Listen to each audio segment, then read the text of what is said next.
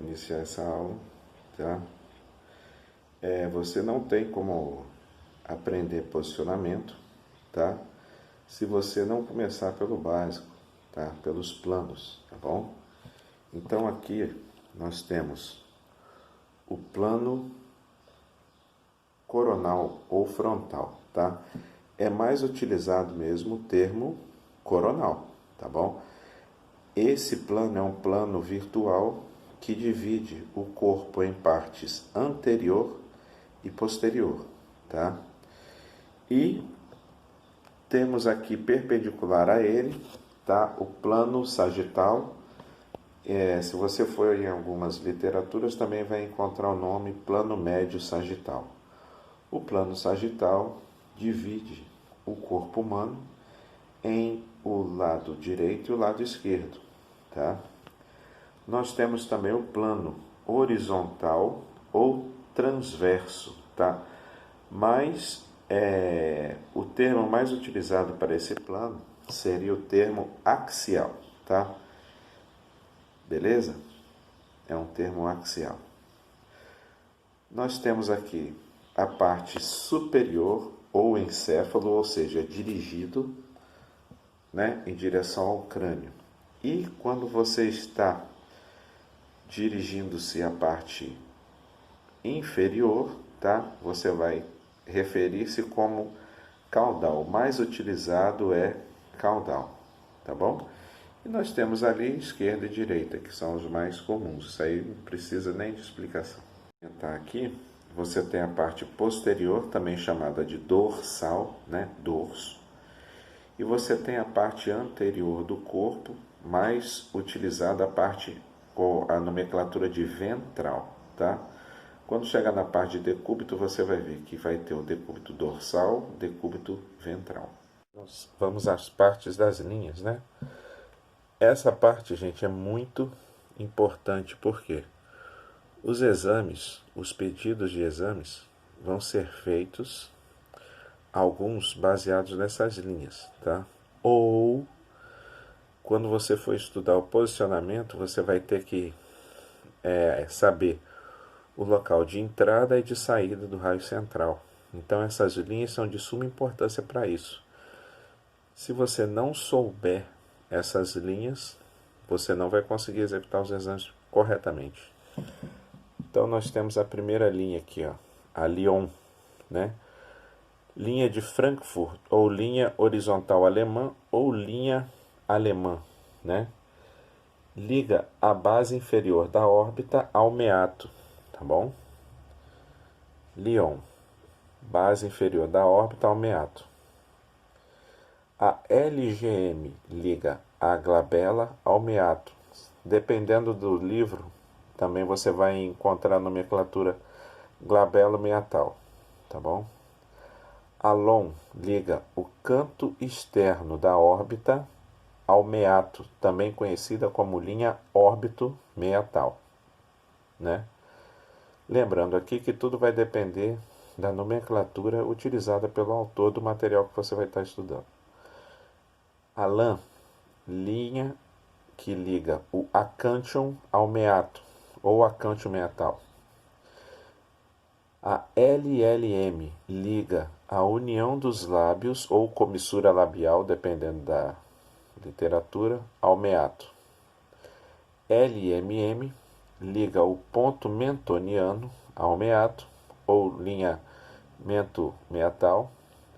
E a LGA, que liga a glabela ao processo alveolar do maxilar. E a LIP, que liga os dois cantos externos das órbitas, tá bom? No próximo slide, elas estão mais detalhadas. Do nosso estudo, em algumas literaturas, você também vai encontrar com o nome de anatomia topográfica, tá? Então, você tem aqui a glabela, que fica entre as duas sobrancelhas. Você tem o násio, tá? Isso tudo é muito importante, você tem que saber, tá? Isso aí tem que estar na massa do sangue. O técnico ou o tecnólogo tem que estar com isso na ponta da língua. Você tem a linha interpupilar, tá certo? Você tem aí o acântion, né, na base nasal aí. Você tem o ângulo ou gônio, tá? E você tem aqui o ponto mentoniano, tá bom? E aqui você tem aqui, né, o sulco supraorbital e você tem a crista ou arco superciliar, tá bom? Agora sim, nesse slide nós vamos entender com maior clareza, tá, as linhas que nós estudamos lá no slide anterior, tá bom? Você tem o meato acústico externo, ou MAI. Em algumas literaturas você vai encontrar o nome de meato auditivo externo, tá bom? Ambos fazem referência ao mesmo ponto anatômico, tá certo? Mais conhecido popularmente para quem não é da área como o buraquinho do ouvido, tá bom? Então você tem ali a LGM, linha glabelo-meatal, tá? Você pode ver que a angulação de cada uma vai modificando, tá? E essa angulação num exame radiológico faz toda a diferença. Então, linha glabelo-meatal, linha órbito-meatal, linha infraórbito-meatal, linha acantio-meatal, linha lábio-meatal e linha mento-meatal, tá bom? Todas aquelas que nós vimos no slide anterior estão aqui. Não tem outra alternativa, você tem que decorar essas linhas. É de suma importância para o exercício da profissão, para executar os exames, que você esteja com essas linhas na ponta da língua. Logo abaixo, no nosso slide, você tem o íneo, tá? Localizado ali, superior à nuca, tá? É o comecinho da nuca, popularmente falando. Então, das porções do corpo, tá bom? Então, muito cuidado com essa parte aqui, por isso que eu deixei um slide só para ela. Você tem a porção posterior ou dorsal, né? A metade posterior do plano coronal. Lembrando que o plano coronal é aquele que divide o corpo humano em uma porção anterior e posterior, tá? Então, posterior ou dorsal, metade posterior do plano coronal, incluindo a sola dos pés e o dorso das mãos. Muito cuidado, porque tem muita gente que se confunde nesse final aqui. Posterior ou dorsal é a sola dos pés e o dorso das mãos, né? Parte anterior ou ventral, metade anterior do plano coronal. Aí que vem a parte que vocês têm que ter atenção. Incluindo o dorso dos pés e as palmas das mãos, tá? A palma da mão ela é ventral. O dorso do pé, aquela parte quando você chuta uma bola, atinge a bola, tá? Ele também é anterior ou ventral. Muito cuidado com essa nomenclatura aí, que costuma causar bastante confusão. Temos os termos específicos das mãos e dos pés, tá bom? Nós temos aqui, ó, muita calma nessa hora também, que é muito importante, tá? Nós temos aqui a parte 1, plantar, superfície posterior ou sola dos pés. Plantar, superfície posterior ou sola dos pés, beleza? E nós temos aqui dorso, topo ou superfície anterior dos pés. Dorso, topo ou superfície anterior dos pés. Como eu disse, é a parte que, quando você está chutando uma bola ou qualquer outro objeto, é a parte que vai tocar esse objeto. Observação.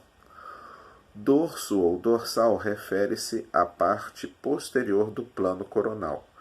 Mas, quando usado em relação aos pés, refere-se à parte anterior dos mesmos. Por isso que eu falo que causa bastante confusão.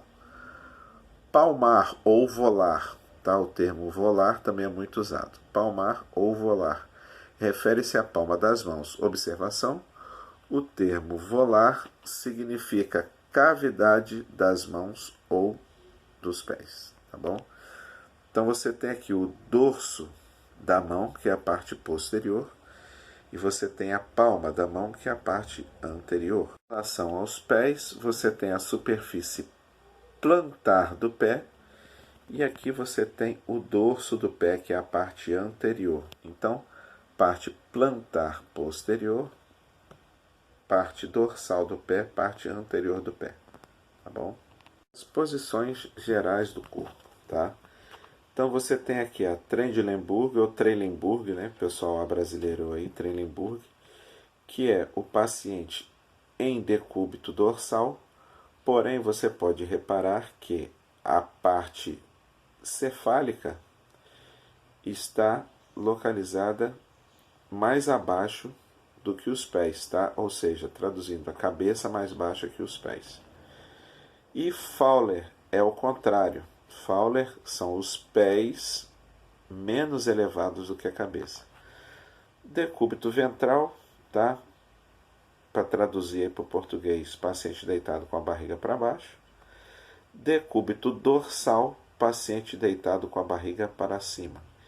E aqui a posição de Sim, que é um semidecúbito, descrito como semidecúbito. E a litotomia, também conhecida como posição ginecológica, tá? Posição ginecológica. Temos a oblíqua posterior esquerda, paciente levemente rodado, como as angulações serão mostradas posteriormente. A parte posterior esquerda do corpo do paciente encostada no bulbo mural. E aqui o paciente em decúbito também é uma oblíqua posterior esquerda, né? Você pode ver que a parte direita do corpo do paciente encontra-se elevada e a parte posterior esquerda do corpo do paciente encontra-se em contato com a mesa, tá? Ou seja, mais próxima do filme. O filme está localizado aqui embaixo, tá bom?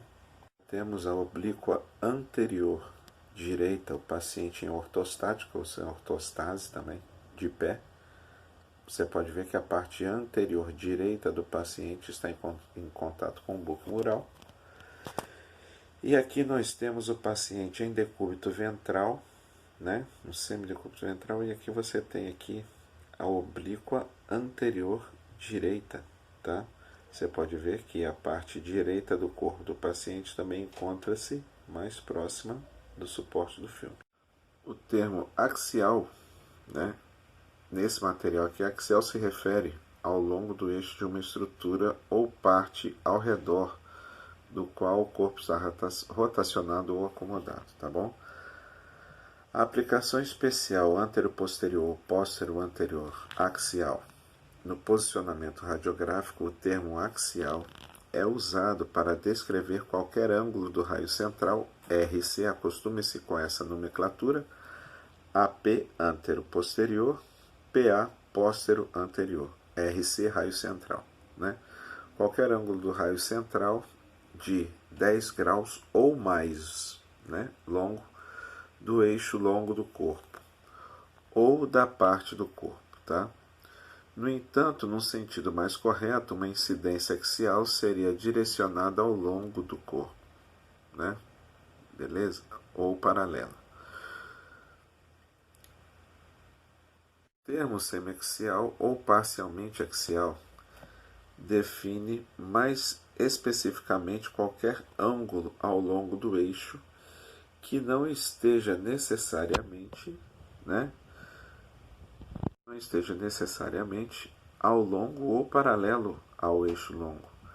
No entanto, em consideração à compatibilidade com outras referências, o termo incidência axial é usado ao longo deste texto ou desse material que a gente está usando de apoio, para descrever ambas incidências axial e semiaxial, como definidas anteriormente. E aí vão ser ilustradas aqui embaixo. Você tem as incidências, você pode ver essa setinha ali, né, representando o raio central, tá bom? Ou seja, a direção que o raio central, ou seja, que o feixe de radiação está seguindo, tá? Aqui você tem mais uma, e aqui você tem mais uma aqui no ombro.